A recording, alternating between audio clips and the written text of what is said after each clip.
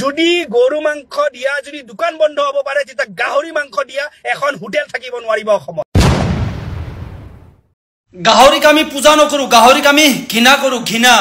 বিশ্বত যিমান বস্তু আছে সবতকে বেছি ঘৃণা আমি গাহৰিক কৰো खुलुमबाय बयखौबो फिन खनसे गोदान भिडिअ बरायबाय तो लोगोफोर बे साननैसो भिडिअखौ होनो हाथाराखै माने समानो मिलायथाराखै आरोना ओमफ्राय बिराद गुजुनायबो जादों आरो गगाबो मोनदों ओमफ्राय माथोआ बोरैबा मोनथारदों आरो थेवब्लाबो नैबे समाव नोंथांमोननो मोनसे आपडेट शेयार खालामसै होननानै नैबे भिडिअखौ लाबोनाय जालायबाय आरो तो जोबजासिम नायलां नोंथांमोना बे साननैसो थारैनो सोरबा नुदों जानांगौ बा सोरबा मिथियाखै जानांगौ जोंनि बे आसाम स्टेटआव मोनसे ओरैबायदि दावराव जागासिनो जा मुस्लिमफोरनि गेजेराव मोसौ बेदरखौ लानानै आरोना मोसौ बेदर आरो अमा बेदरखौ लानानै गोबां माने दावराव जालायगासिनो दं आरो मोसौ बेदरा जुदि बन्द जानांगौब्ला अमा बेदराबो बन्द जानांगौ होननानै दा माखासे मुस्लिम सेंग्राफ्रा माने मुस्लिम सुबुंफ्रा बेफोरबायदि माने गोबां ससियेल मिडियायाव बुंगासिनो दं आरो नोंथांमोना जोबजासिम नायलांब्ला गासैबो बाथ्राफोरखौ बुजिगोन बे साननैसो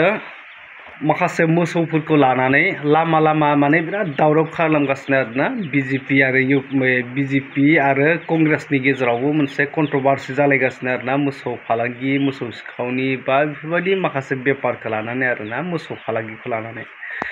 दा बेवहाय माने लामा मोसौफोरखौ लानानै बिराद धरना खालामगासिनो आरो नोंथांमोनाथ' नुदों जानांगौ निउसफोराव जुदि नोंथांमोना एसामिस निउसफोर नायोब्ला नोंथांमोना एसामिस निउसफोराव नुगोन माने जोंनि बड'लेण्ड निउसफोराव बारा बेफोरखौ नुनाय जायाखै आरोना ओमफ्राय दा बाथ्राया जाहैबाय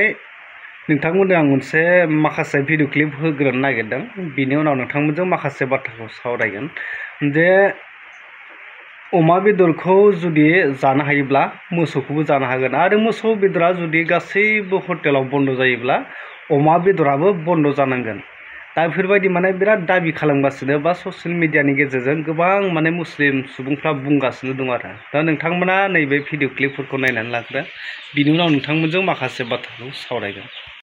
যদি গরু মাংস দিয়া যদি দোকান বন্ধ হব পারে তেতিয়া গাহৰি মাংস দিয়া এখন হোটেল থাকিব নোৱাৰিব অসমত কাৰণ ইয়াতে মাত্ৰ অকল হিন্দু নাথাকে ইয়াতে অকল মাত্ৰ মুছলমান নাথাকে ইয়াতে সকলো ধৰ্মী মানুহ সকলো জাতি মানুহ সকলো ভাষী মানুহ থাকে কোনো হোটেল বা ৰেষ্টুৰেণ্টত যদি গৰু মাংস চলিব নোৱাৰে গাহৰি মাংস চলিব নোৱাৰে সিধা কথা গৰুখুটিৰ প্ৰকল্পত আহা গীৰ গাইখিনি কেনেকৈ একাংশ বিধায়ক একাংশ এমপি একাংশ মন্ত্ৰীয়ে কেনেকৈ লৈছিলে হেবিলাকৰ যেহেতু এতিয়া ৰাইজে প্ৰশ্ন কৰা আৰম্ভ কৰিলে তো খিয়ালে ভয় খাই গল খিয়ালে ভাবিছে 26 নিৰ্বাচন আহিছে ফসিলো দেখোন কে এতিয়া দেখোন গৰুখুটি প্ৰকল্পৰ দেখোন যিখিনি তাতে যিখিনি মানে হৈছিলে তাতে কাণ্ড হেবিলাক সব ৰাইজে এতিয়া লাহে গম পাব ধৰিছে এতিয়া কেনেকৈ হে নিউজটো আসলে তল পেলাব লাগে আৰু তল পেলাবৰ কাৰণে তো জানেই মুছলমানকে টাৰ্গেট কৰিব লাগিব এতিয়া হে কাৰণে মুছলমানৰ হোটেল বেলাক যাই আজি বন্ধ কৰিছে গাহৰিক আমি পূজা নকৰো গাহৰিক আমি ঘৃণা কৰো ঘৃণা বিশ্বত যিমান বস্তু আছে সবতকে বেছি ঘৃণা আমি গাহৰিক কৰো আৰে কিবা এটা হসা কথা কবলৈ গলে বাংলাদেশত যাই কবি পাকিস্তানত গৈ কবি এইটো কি তোহতৰ পৈতৃক সম্পত্তি নেকি এইখন অসমত তোহতৰ যিমান অধিকাৰ আছে আমাৰো হিমানে অধিকাৰ আছে আৰু হসা কথাটো আমি কৈয়ে যাম আজি বিশ্বৰ প্ৰত্যেকজন মুছলমানে আজিৰ এই ভিডিঅটো শেয়াৰ কৰিবা আপোনালোকে গাহৰি খায় না আৰু কিবা খাই থাকক তাতে আমাৰ কব লগা নাই আমি কিবা এটা কৰিবলৈ যাওতে আপোনালোকৰ কিয় ইমান আপত্তি কিবা এটা হসা কথা কবলৈ গলে পাকিস্তানত গৈ কবি বাংলাদেশত গৈ কবি এইটো তো তোহতৰ পৈতৃক সম্পত্তি নহয় এইখন অসমত তোহতৰ যিমান অধিকাৰ আছে আমাৰো হিমানে অধিকাৰ আছে মন্দিৰৰ পৰা 5 কিলোমিটাৰ এৰিয়াত যদি গৰু কাটিব নোৱাৰে তেনেহলে মছজিদৰ পৰা 5 কিলোমিটাৰ এৰিয়াত গাহৰি কাটিব নোৱাৰে এয়া স্পষ্ট কথা হিমন্ত বিশ্ব শৰ্মা ডাঙৰীয়া আপোনাক কৈছো হিন্দু ভাইসকলৰ কাৰণে যি আইন বনাইছে মুছলমান ভাইসকলৰ কাৰণে একে আইন হ'ব লাগিব আমাৰ যেটো পানবাৰীত মছজিদ আছে আৰু পানবাৰী মছজিদৰ পৰা পানবাৰী বজাৰ মাত্ৰ 1 কিলোমিটাৰ আৰু পানবাৰী বজাৰত ইমানে গাহৰি কাটে আমি গাহৰিৰ কাৰণে পানবাৰী বজাৰত যাব নোৱাৰো আজি অসমৰ প্ৰত্যেকজন মানুহে আজিৰ এই ভিডিঅটো শেয়াৰ কৰি দিবা যাতে হিমন্ত বিশ্ব শৰ্মা ডাঙৰীয়াই আজিৰ এই ভিডিঅটো দেখা পায় नोंथांमोना नुबाय माने लाइट गैयानालाय बिराद खोमसि आरोना होमब्लाबो बे न'सिङाव बानायदों नोंथांमोनाथ' नुबाय बेवहाय मा फोरमायखो मा बुंखो तो बेखौ लानानै जोंनि आसामाव बिराद गरम आरोना बिनि सायावथ' मा होननानै बुंबावनो दा बाथ्रा बुंनांगौआनो जेबो गैला दा मुस्लिमफ्राबो माने गावस्रा मा होनो परम्परा दं हिसाबै गावस्राबो नेम दं हिसाबै दा बेखौ गारनो हाया जाहैबाय दा जेसांखिनि बिथांमोननि जे बुंनाय बायदिब्ला माखासे मुस्लिम हटेलफोर गिदिर गिदिर जेरै गुवाहाटी सिटिफ्राव मुस्लिम हटेलफोर दङ आरो जायखिजाया टाउनफ्रावनो माखासे मुस्लिम हटेलफोर दङ बेवहाय माने मुस्लिमफोरा मुस्लिमनि हटेल थायोब्लाथाय मोसौ बेदरखौ मोनखायो आरोना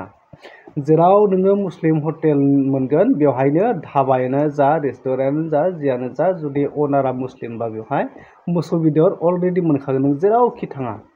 जिखुनु लामा सामा धाबाफोर बानायनानै दोनो बैफोर धाबायावबो रङियाफ्रा बिराद दङ रङिया साइडआवबो बिराद दङ बेफोरबायदिया बरपेटा साइडआव